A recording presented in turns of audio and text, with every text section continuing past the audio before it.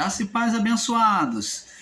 Canal Luz da Graça vem trazer um novo tema para vocês, que é as manifestações da alma após a morte. A alma, e fazemos uma pergunta, a alma vira pó? Então, as manifestações da alma após a morte. A alma vira pó? Vamos na parte 1, né? Nessa nova série explicando sobre as manifestações da alma após a morte. E perguntamos se a alma vira pó, parte 1. Então, abençoados, diante das perguntas, das questões que existem por aí, aonde muitos dos meus irmãos, ensinadores em graça, e muitos que se acham sabidão, existem muitos deles que ensinam que a vida do homem é somente essa vida do corpo, que após isso o homem não tem alma, que a alma morre, que a alma vira pó. Seria isso verdade? Então eles pregam e ensinam uma materialidade não só sobre o corpo, mas como a alma. Existem ensinadores aí, que eu já assisti em outros canais, que diz que a alma morre junto com o corpo, ela vira pó. Que a alma, ela é os neurônios do homem, são os neurônios do homem, que assim como o corpo vira pó, os neurônios também viram pó. De fato, os neurônios do homem viram pó. E ao mesmo tempo são contraditórios, como dizem que assim como os neurônios viram pó, também morrem os sentimentos, as emoções morrem com o homem. Ora, abençoados, sentimentos, emoções são físicos. Eles, além de colocarem a alma como física, que vira pó, além de colocarem a alma como um neurônio, né? O neurônio, o cerebelo, o cérebro do homem, eles colocam como cérebro e diz que assim como o cérebro vira pó, a alma vira pó, ela deixa de existir. E ainda por cima criam uma confusão diante da própria fala, ensinando que a alma são os sentimentos do homem e as emoções. Ora, se a alma ela é física, como eles ensinam, que vira pó, né, como os neurônios do homem, e como é que eles podem ensinar que a alma é sentimento? Sentimentos são físicos? Emoções são físicas? É isso que nós, o canal Luz da Graça, viemos aqui buscar entender e explicar. Abençoados, nós, o canal Luz da Graça, viemos até aqui mostrar e provar para vocês que muitos são os ensinos em graça que têm postado enganos a vocês, né? Postado enganos, tem postado enganos como graça revelada a vocês, onde muitos têm ensinado que a alma não mais existirá e que não haverá lembrança das coisas desta vida e nem a regeneração dos corpos. Mas vamos estar aqui provando a vocês que isso não é verdade. Então vamos começar sobre a palavra de Jesus lá no livro de Mateus, capítulo 10. Vamos analisar passo a passo para nós chegarmos ao entendimento. Vamos analisar o que Jesus disse nos seus dias. Mateus, capítulo 10, no verso 28 ao 33. Diz aqui. Olha o que Jesus disse. Não temas ou não temais os que matam o corpo. Não tenha medo daqueles que podem matar vocês, o corpo, tirar a vida de vocês. E não podem matar a alma. Então, por aqui, nós já vemos que os ensinos que colocam a alma como uma coisa física, como os neurônios do homem, dizendo que assim como o corpo morre, a alma morre, por aqui nós já vemos que os ensinos desses irmãos aí, ensinadores em graça, está totalmente errôneo e equivocado. É totalmente enganoso. Então, dizendo aqui que os homens não podem matar a alma. Por que que não podem matar a alma? Os homens podem matar o corpo, ou, em outras palavras, não temos que podem matar aquilo que é físico. Aquilo que é físico, eles podem matar. Vocês não temam eles, não. Porque eles não podem matar o que é espiritual, a alma. E como é que se ensina que alma vira pó? Que o homem morreu, que foi para a sepultura, né? A sepultura, que no literalismo dele é inferno, e eles não vê que o inferno aí é com duplicidade, que é inferno físico, é sepultura, e inferno espiritual, como já ensinamos nos vídeos abaixo. Então, o canal Luzes da Graça vem aqui desfazer toda essa bagunça, toda essa mentirada, esses enganos que esses canais grandes aí, esses irmãos aí, que apesar de terem canais grandes, mas não se dão o respeito de ensinar com verdade. Então nós viemos sim confrontar, viemos sim desafiar, confrontar dentro da palavra esses ensinos equivocados, enganosos em graça. Então o primeiro ensino é que eles têm dito que a alma vira pó, que ela morre no pó, que ela deixa de existir no pó. E isto não é verdade. Não se pode matar a alma. Esse negócio de que quando o homem morre, a alma vai junto para a sepultura e a alma fica presa na sepultura, é enganoso. A alma é espiritual. A alma não fica presa às coisas físicas. Tanto que Jesus diz aqui, ó, não temais os que podem matar o corpo, os que podem matar o físico, e não podem matar a alma. A terra não pode prender a alma. O homem não pode matar a alma. Por quê? Jesus está mostrando aqui para nós, já claramente na palavra, para aqueles que querem enxergar, que a alma é espiritual, porque não se mata espírito. Espírito não fica preso debaixo da terra, meu amado, minha amada. E como é que você pode ensinar, você, meu irmão, minha irmã, que ensina ou que apoia esses canais com esse engano de ensino, que bate palma dizendo estou junto, glória a Deus, e somos eleitos. Você que fica nesses enganos aí, comendo esses ensinos e bebendo desses ensinos enganosos, dessas águas rotas, águas podres de ensino, dizendo que a alma ficava presa na sepultura. Na sepultura física. Se existe uma sepultura que a alma ficava presa, ou era no Hades, né, no abismo, ou era no seio de Abraão, que ficava presa.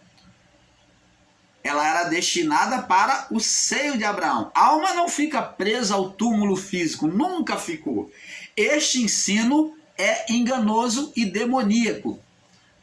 O irmão Paulo fala sem medo de errar. É enganoso e demoníaco, que diz que a alma ficava preso no túmulo. A alma não pode morrer. Aos que ensinam que a alma era os neurônios do homem, que conforme ele morria virava pó e deixava de existir, isso não é verdade. A alma nunca foi neurônio. Neurônio é coisas físicas. O cerebelo é coisas físicas. A alma é espiritual. Por isso que Jesus disse, não temais os que matam o corpo, e não podem matar o espiritual. Não temais os que matam o físico, e não podem matar o espiritual. Estou aqui traduzindo para você que não sabe ler a Bíblia, que não sabe interpretar a Bíblia, Estou aqui desenhando para vocês. Não temam os que matam o físico, o corpo físico, e não podem matar o corpo espiritual. Temei antes aquele que pode fazer perecer, sofrer, né? Sofrer no inferno, ó. Ele não fala matar, mas ele fala sofrer no inferno, que é que o princípio é o sofrimento para chegar à morte. Sofrer no inferno a alma e o corpo.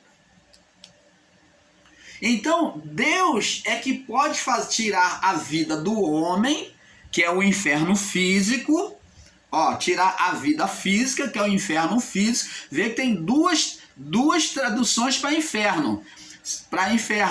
Sepultura física e sepultura espiritual. Olha só, observa bem. Temei antes aquele que pode fazer perecer no inferno, ó, no inferno físico, o corpo, tanto a alma, tanto no inferno espiritual, quanto no inferno físico, na morte do corpo. Então Deus pode tirar a vida física e pode tirar a vida espiritual. Pode trazer o sofrimento para a vida física e pode trazer o sofrimento para a vida espiritual. Então, aqui Jesus está mostrando que Deus tem o poder de fazer perecer, sofrer, tanto a vida física como a vida espiritual. Os dois tipos de inferno. O físico, que é chamado de sepultura, e o espiritual, que existiu para os santos, que foi chamado de seio de Abraão, e foi também chamado por Jesus lá com o ladrão na cruz de paraíso. E o inferno para os ímpios, que foi chamado de Hades, né? Hades, que depois seguiria por Geena, que é o fogo eterno. E ele disse: não se vende 2 passarinhos por um asse, nenhum deles cairá por terra sem que seja a vontade do Pai. Preste atenção, essa vontade aqui não é que Deus esteja fazendo como os irmãos estão ensinando aí, que tudo é Deus, que é Deus é que faz o bem, faz o mal, como Deus estivesse botando a mão e fazendo. Deus uma hora é bonzinho, ele se faz carinha de sorriso para a pessoa, dá aquele sorriso, e daqui a pouco ele está engalfiando as pessoas. Ele é bom e é mal. Não. Aqui, essa vontade de Deus significa vontade permissiva. A vida, é isso que você tem que entender, meu irmão, minha irmã. A vida, ela tem o seu curso, como o leito do rio. O leito do rio, as águas correm pelo leito, mas se caiu uma árvore no leito do rio, caiu um objeto, as águas vão ter obstáculos e elas vão ter que procurar uma outra saída, elas vão se desviar, nem que seja por meio de obstáculo com menos fluxo, mas elas vão se desviar para então ela passar para o outro lado.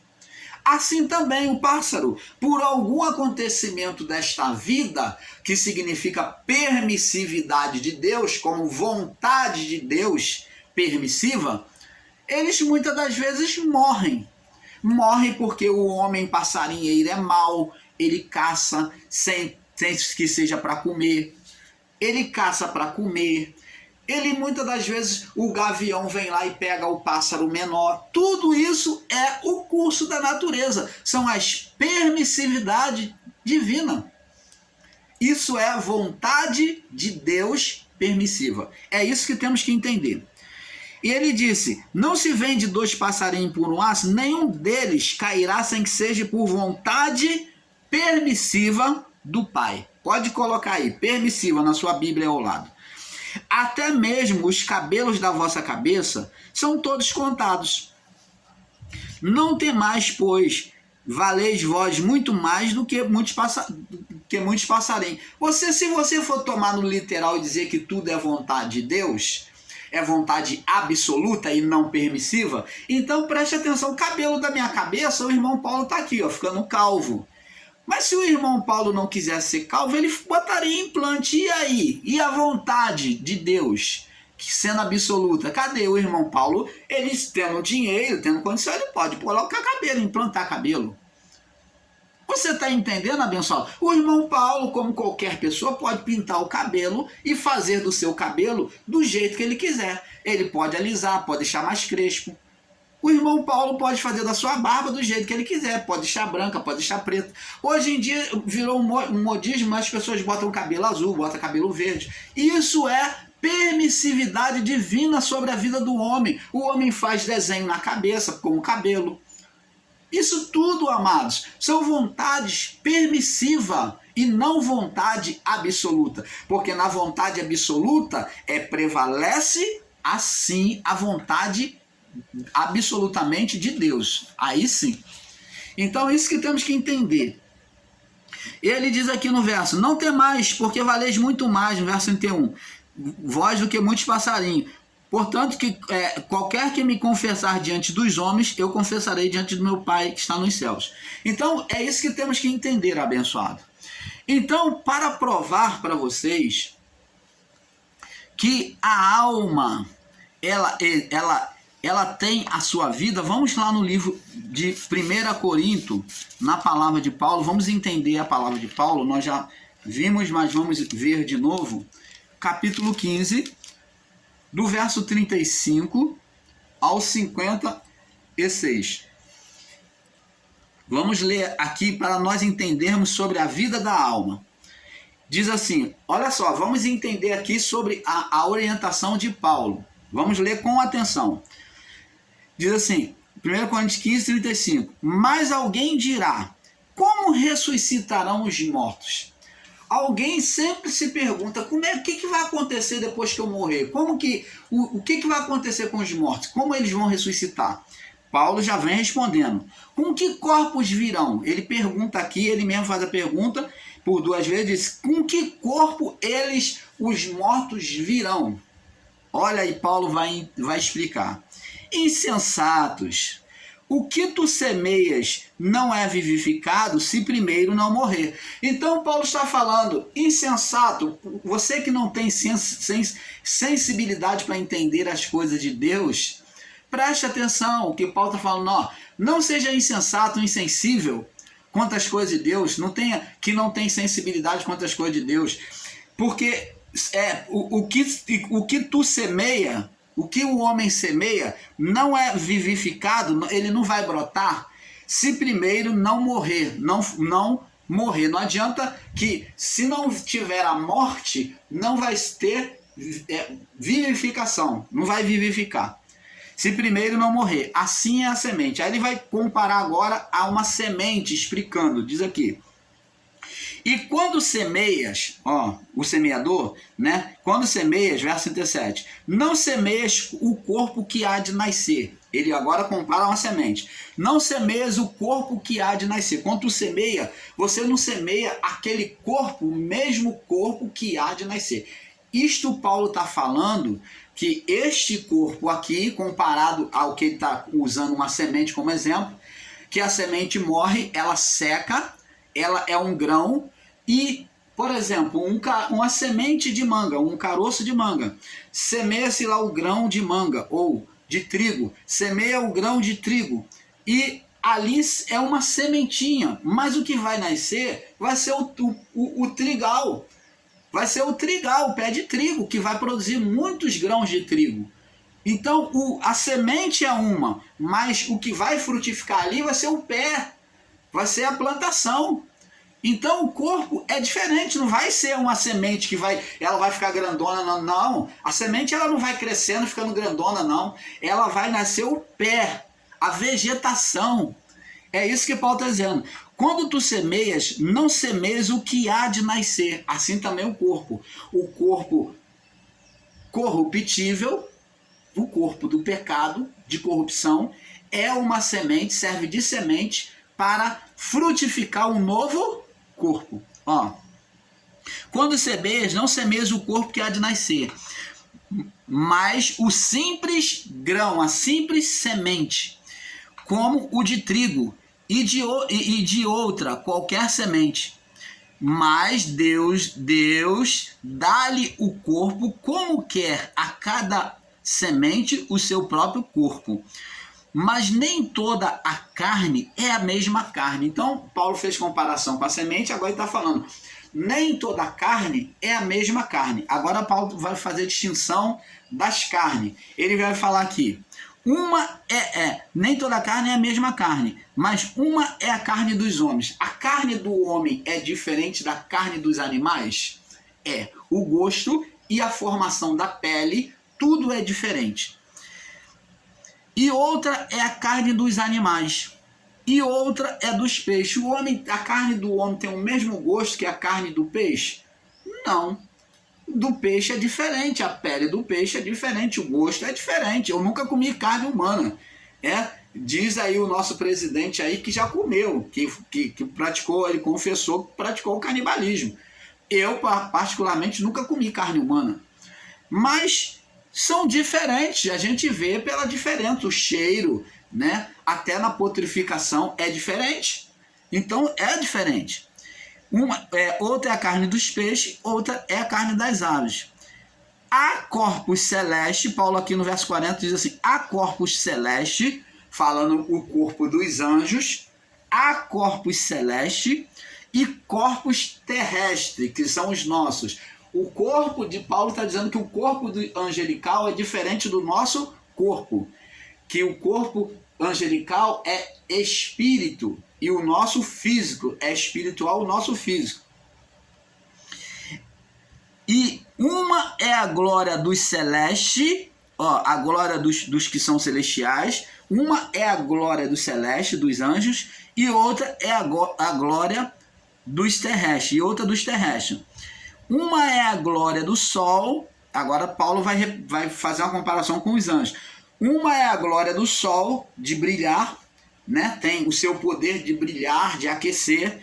E outra é a glória da lua, que é de trazer a noite maravilhosa, de trazer ali o brilho sobre as estrelas, de mexer com as ondas do mar, de mexer com a vegetação, de fazer a frutificação na vegetação. A lua tem o seu poder, tem o seu efeito, então ela tem a sua glória. Então a mulher ela costuma cortar o cabelo em período de lua crescente, então a mulher sabe. A mulher conta a gestação pela lua. Então a lua ela tem o seu poder, a sua glória na natureza, na criação. E o sol também tem o seu poder de iluminar, de fazer muitas coisas, de fazer secar, de fazer agir também no seu poder. Agora, uma é a glória e outra é a glória das estrelas. As estrelas também têm o seu poder. Você vê que a estrela foi usada para indicação de onde haveria de nascer um menino. A estrela conta, indicava a direção, né? A direção, antes de existir as bússolas, a direção era contada pela estrela. Eles olhavam para os céus e via lá as estrelas formando os signos que tem, os signos Capricórnio, Sagitário e assim vai. Então, eles se baseavam pelas estrelas. Porque uma estrela difere em glória da outra. Então, pela direção, pelo brilho da estrela também, os homens caminhavam à noite, se direcionando a direção que a estrela estava apontando. Cada um, eles já tinham e conheciam esses mistérios das estrelas, para usar como direção, como bússola. Assim também, Paulo, agora no verso 42, diz assim, assim também a ressurreição dos mortos. Semeia-se o corpo, semeia-se o corpo físico, em corrupção. Esse corpo nosso não é um corpo em corrupção, ele não vai se corromper, ele não vai se apodrecer, como aconteceu lá com Lázaro, que a irmã dele, Marta, falou, Senhor, Jesus falou, tirai a pedra do sepulcro, e ela gritou e falou para Jesus, Senhor, já é de 4 dias e já está fétido, já cheira mal. Então, corrupção, já está em corrupção. Além de corrupção de pecado, a corrupção de deterioração, de putrificação. Então, Paulo diz aqui, semeia-se ele diz aqui, assim também a ressurreição dos mortos, semeia-se o corpo em corrupção, o corpo que irá se apodrecer, corromper, não só corrupção de pecado, mas corrupção física, e ressuscitará em incorrupção. Então, Paulo agora está falando para nós que haveria um novo corpo igual a este. Vai frutificar por meio dessa semente um novo corpo a partir da morte. Semeia-se em ignominia, em condenação, e ressuscitará em glória. Semeia-se em fraqueza, em limitação, tempo, saúde. Esse corpo não tem saúde permanente, né? É um corpo que adoece. Semeia-se em fraqueza, semeia-se em fraqueza e ressuscitará em vigor. Não vai mais adoecer, não vai mais ficar doente. Semeia-se um corpo natural, que é esse corpo, e ressuscitará um corpo igual a este espiritual. O que é este corpo espiritual, irmão Paulo? Explica para nós. Adão, antes do pecado, ele com a sua mulher tinha corpos espirituais, um corpo sem corrupção. A partir do pecado, da desobediência à voz de Deus, ele se olha e se vê nu, e se envergonha e tem medo de Deus. Então vê-se aqui que ele se vê nu, mostrando que eles perderam esse corpo que era perfeito, transformado. Então, está dizendo que quando nós morrermos, Paulo está dizendo que na morte vai ser semeado este corpo corruptível e vai se ressuscitar um corpo igual a esse incorruptível. E ele diz aqui, semeia-se um corpo natural e ressuscitará o corpo espiritual. Há também corpo natural e há corpo espiritual. Assim também está escrito, o primeiro homem, Adão, foi feito, quer dizer, se tornou alma vivente a partir do pecado. Adão se tornou a viver uma vida pela carne, pela alma. A alma dele desejou a vida física. Então, por isso, alma vivente, vida pela alma, pelo desejo da carne. E ele diz, e o último Adão em espírito vivificante. Quem é o último Adão? Jesus. Jesus o Cristo. Espírito vivificante. Então, esse segundo Adão, na morte do corpo dele, na morte do corpo de Jesus, ele tornou-se espírito que agora trazia vida aos outros espíritos que estavam lá em prisão, no paraíso, no seio de Abraão, as almas que estavam lá. Então, diz aqui, mas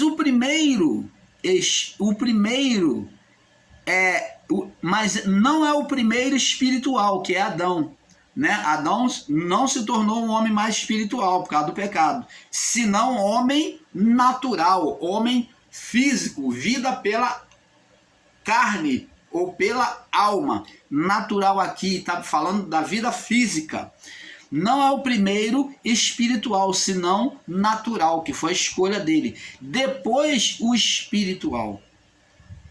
O primeiro homem da terra é terreno. O primeiro homem da terra é terreno. Ele ficou preso à terra, porque Deus retirou-se o Éden. Ele se tornou carnal. Então Deus falou, não é bom deixar aí a árvore da vida aí, vamos tirar, botar um anjo aí com espada flamejante para que o homem não tome da árvore da vida, né? E coma, e vive eternamente. Então, o primeiro homem da terra é terreno, o segundo homem é do céu. Qual é o terreno? Também são as coisas terrestres. Qual é o celeste? Também as coisas celestiais. Assim como trouxemos, agora observa bem, abençoado. Preste atenção, Paulo explicando, para que você que quer entender.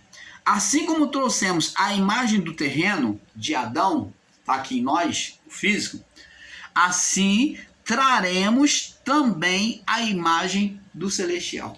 Preste atenção. A ressurreição de Lázaro foi um exemplo para aquele povo, para mostrar o poder de Cristo, o que ele faria na vida do homem, o que era possível ele fazer. Então Cristo demonstrou em Lázaro, com um corpo putrificado, fétido, transformou aquele corpo trazendo um novo corpo. O povo viu isso nitidamente, inegavelmente, e todos eles sabiam e sentiram que estava fétido mesmo. Mas quando Jesus falou, Lázaro vem para fora, ele veio transformado. Ele foi tirado, quando ele foi tirado da sepultura, ele veio com um novo corpo. Cristo também, da mesma forma, quando morreu e ressuscitou, ele veio com um outro corpo igual ao dele, um corpo transformado. E Paulo está dizendo que, assim como trouxemos a imagem do terreno, de Adão, né, morto no pecado, assim também traremos a imagem do celestial. Como Cristo ressuscitou dentre os mortos, nós também, na nossa morte, receberemos um novo corpo, igual a este, só que sem corrupção, como Paulo descreveu aqui. Ó, semeia-se, assim também será a ressurreição dos mortos. Semeia-se em corrupção, semeia-se o corrupto, semeia-se o corrupto em corrupção e ressuscitará em corrupção. Semeia-se em ignominia, ressuscitará em glória. Semeia-se em fraqueza e ressuscitará em vigor. Semeia-se um corpo natural e ressuscitará um corpo espiritual. Então, como Cristo agora iria ter uma ressurreição de um novo corpo. Traremos também a imagem do celestial. Agora digo isto, irmãos, para que por isto que a carne e o sangue não podem herdar o reino de Deus, nem a incorrupção herdar a corrupção. Então os que são carnais, Paulo está dizendo que não teriam direito a essa ressurreição e transformação dos corpos. Eis que vos digo um mistério.